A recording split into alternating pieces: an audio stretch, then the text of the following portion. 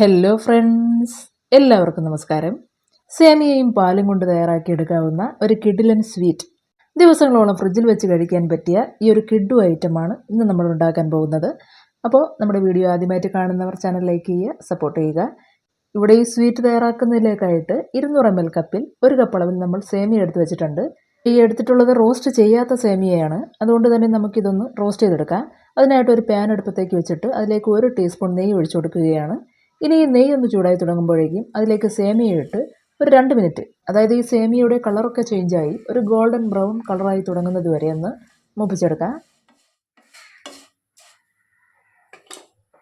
അപ്പോൾ സേമിയൊക്കെ ഇതുപോലെ മൂത്ത് ചുവന്ന് വന്നു കഴിഞ്ഞാൽ നമുക്കിതൊരു പാത്രത്തിലേക്ക് മാറ്റി ഒരു വശത്തേക്ക് വയ്ക്കാം.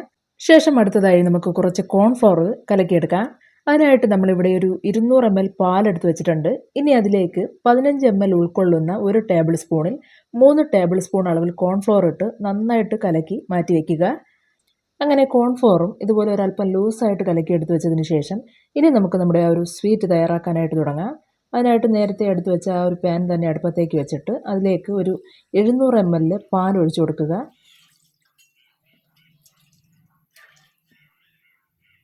അങ്ങനെ ഈ പാലൊഴിച്ച് കൊടുത്താൽ ഇനി ഈ പാലൊന്ന് ചൂടായി ചെറിയ തോതിലൊന്ന് തിളച്ച് വരുന്നത് വരെ തുടരെ ഒന്ന് ഇളക്കി കൊടുക്കുക. ശേഷം നമുക്കിതിലേക്ക് നേരത്തെ വറുത്ത് മാറ്റി വെച്ച സേമിയ ഇട്ട് കൊടുക്കാം.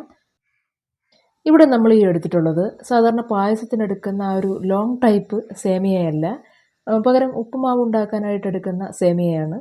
അതുകൊണ്ട് തന്നെ ഇതിനധികം വേവ് ഉണ്ടാകുകയില്ല. സോ ഇതിട്ട് കൊടുത്തതിന് ശേഷം ജസ്റ്റ് ഒന്ന് ഇളക്കി കൊടുത്തിട്ട് നമുക്കിതിലേക്ക് മധുരത്തിനാവശ്യമായ പഞ്ചസാര കൂടി ചേർത്ത് കൊടുക്കാം. ഇവിടെ നമ്മൾ നേരത്തെ ആ ഒരു കോൺഫ്ലോർ എടുക്കാൻ ഉപയോഗിച്ച അതേ ടേബിൾ സ്പൂണിൽ തന്നെ 6 ടേബിൾ സ്പൂൺ അളവിൽ പഞ്ചസാര എടുത്തിട്ടുണ്ട്. ശേഷം അത് ഇതോടൊപ്പം ചേർത്ത് കൊടുത്തിട്ട് വീണ്ടും തുടരെ ഒന്ന് ഇളക്കി കൊടുക്കുക. അപ്പോൾ ഈ ചേർത്ത് കൊടുത്ത പഞ്ചസാരയും അലിഞ്ഞ് സേമിയ ഏകദേശം ഒരു 1/4 ഭാഗത്തോളം വെന്ത് കിട്ടി എന്ന് ഉറപ്പായി കഴിഞ്ഞാൽ ഇനി നമുക്കിതിലേക്ക് ചേർത്ത് കൊടുക്കേണ്ടത് നേരത്തെ കലക്കി മാറ്റി വെച്ച ഒരു കോൺഫ്ലോർ ആണ്. അത് ഒരിക്കൽ കൂടി നന്നായിട്ട് മിക്സ് ചെയ്തെടുത്തതിന് ശേഷം വേണം ഇതിലേക്ക് ഒഴിച്ചു കൊടുക്കാൻ. മറ്റൊരു കാര്യം, ഇങ്ങനെ കോൺഫ്ലോർ ഒഴിച്ചു കൊടുക്കുന്ന സമയത്ത് തീ ലോ ഫ്ലെയിമിലായിരിക്കണം. അതുപോലെ ഇത് ഒഴിച്ചു കൊടുക്കുന്നതോടൊപ്പം തന്നെ ഇളക്കി കൊടുക്കുവാനും മറക്കരുത്. അങ്ങനെയാണെങ്കിൽ കോൺഫ്ലോർ വളരെ പെട്ടെന്ന് കട്ട പിടിച്ചു പോകും.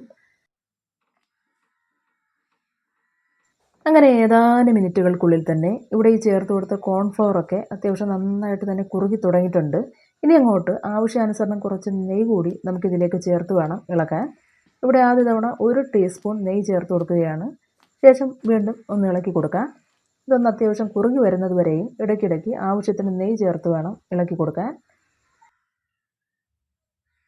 അങ്ങനെ ആദ്യ തവണ ആ ഒരു ടീസ്പൂൺ നെയ്യ് ചേർത്ത് കൊടുത്തു കഴിഞ്ഞ് ഏകദേശം ഒന്ന് കുറുകി തുടങ്ങിയപ്പോഴേക്കും നമ്മളിതിലേക്ക് വീണ്ടും 2 ടീസ്പൂൺ നെയ്യ് കൂടി ചേർത്ത് ഇളക്കി കൊടുക്കുകയാണ്. ഒരു കാര്യമുള്ളത്, ഈ നെയ്യ് ചേർത്ത് ഇളക്കി കൊടുക്കുന്ന സമയത്തത്രയും തീ മീഡിയം ഫ്ലെയിമിലായിരിക്കണം. അങ്ങനെയാണെങ്കിൽ നമുക്കിത് വളരെ പെട്ടെന്ന്, അധിക സമയം വേണ്ടി വരില്ല, അതിന് മുമ്പ് തന്നെ കുറുകി കിട്ടും. ഇവിടെ ഇപ്പോൾ എല്ലാം ഒന്ന് കുറുകി തുടങ്ങിയിട്ടുണ്ട്. ഇനി ഒടുവിലായിട്ട് 1 ടീസ്പൂൺ നെയ്യ് കൂടി നമ്മളിതിലേക്ക് ചേർത്ത് കൊടുക്കുകയാണ്. അങ്ങനെ ആകെ മൊത്തം 4 ടീസ്പൂൺ നെയ്യാണ് നമ്മളിതിലേക്ക് ചേർത്ത് കൊടുത്തിട്ടുള്ളത്. ഇനി വീണ്ടും നമുക്കിത് തുടരെ ഒന്ന് ഇളക്കി കൊടുക്കാം. അങ്ങനെ എല്ലാം കുറച്ചുകൂടി ഒന്ന് കുറുകി ആ ഒരു പാത്രത്തിൽ നിന്ന് വിട്ട് നമ്മുടെ സ്വീറ്റിന് ആവശ്യമായ പാകം എത്തി തുടങ്ങുമ്പോഴേക്കും ഇതിലേക്ക് നമുക്ക് ഏലക്കാപ്പൊടി 1/4 ടീസ്പൂൺ, അതുപോലെ കശുവണ്ടി ചെറുതായിട്ട് നുറുക്കിയത് 1 ടേബിൾ സ്പൂൺ, ഇതും കൂടി ചേർത്ത് ഇളക്കി തുടങ്ങാം. അപ്പോൾ ഇതാണ് നമ്മൾ നേരത്തെ പറഞ്ഞിരുന്നത് പോലെ ഈ ഒരു സ്വീറ്റിന് ആവശ്യമായ കറക്റ്റ് പാകം. ഇവിടെ കാണുമ്പോൾ തന്നെ അറിയാം, നല്ല പെർഫെക്റ്റായിട്ട് പാത്രത്തിൽ നിന്ന് വിട്ടു വരുന്നുണ്ട്. പാത്രത്തിലൊന്നും ഒട്ടിയിട്ടില്ല. ഇനി നമുക്കിതൊരു നെയ്യ് തടവിയ ട്രേയിലേക്ക് മാറ്റാം. ഇനിയിപ്പോൾ ട്രേ ഇല്ലെങ്കിൽ തന്നെയും കുഴപ്പമൊന്നുമില്ല. നമ്മൾ സാധാരണ എടുക്കുന്ന അടപ്പ് പാത്രമോ അല്ലെങ്കിൽ സ്റ്റീൽ പാത്രമോ എടുക്കാവുന്നതാണ്. അപ്പോൾ എന്തായാലും അതിലേക്ക് മാറ്റിക്കഴിഞ്ഞാൽ ഉടനെ ഇതുപോലൊരു സ്പാച്ചുലയോ അല്ലെങ്കിൽ നെയ്യ് തടവിയ ഒരു സ്പൂണോ ഉപയോഗിച്ചൊന്ന് ലെവൽ ചെയ്ത് കൊടുക്കുക. അപ്പോൾ ഇത്രയും ഒന്നായിക്കഴിഞ്ഞാൽ നമുക്കിതിൽ ചൂട് കംപ്ലീറ്റ് ആയിട്ട് മാറുന്നത് വരെ ഒരു വശത്തേക്ക് മാറ്റി വയ്ക്കാം. ചൂട് മാറിക്കഴിഞ്ഞാൽ ഉടൻ ഒരു പാത്രത്തിലേക്ക് മാറ്റിയിട്ട് ചെറുതായിട്ട് കട്ട് ചെയ്തെടുക്കാം. അപ്പോൾ ഇത്രയേ ഉള്ളൂ.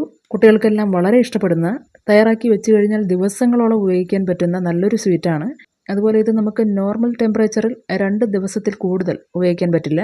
കാരണം ഇതിലേക്ക് നമ്മൾ കോൺഫ്ലോറും അതുപോലെ പാലൊക്കെ ചേർത്തിരിക്കുന്നു എന്നുള്ളത് കൊണ്ട് തന്നെ വളരെ പെട്ടെന്ന് കേടായി പോകും. സോ ഇതുപോലൊരു പ്ലാസ്റ്റിക് കണ്ടെയ്നറിലോ മറ്റോ മാറ്റിയിട്ട് ഫ്രിഡ്ജിൽ സൂക്ഷിച്ചു കഴിഞ്ഞാൽ ദിവസങ്ങളോളം കേടുവരാതെ ഉപയോഗിക്കാം.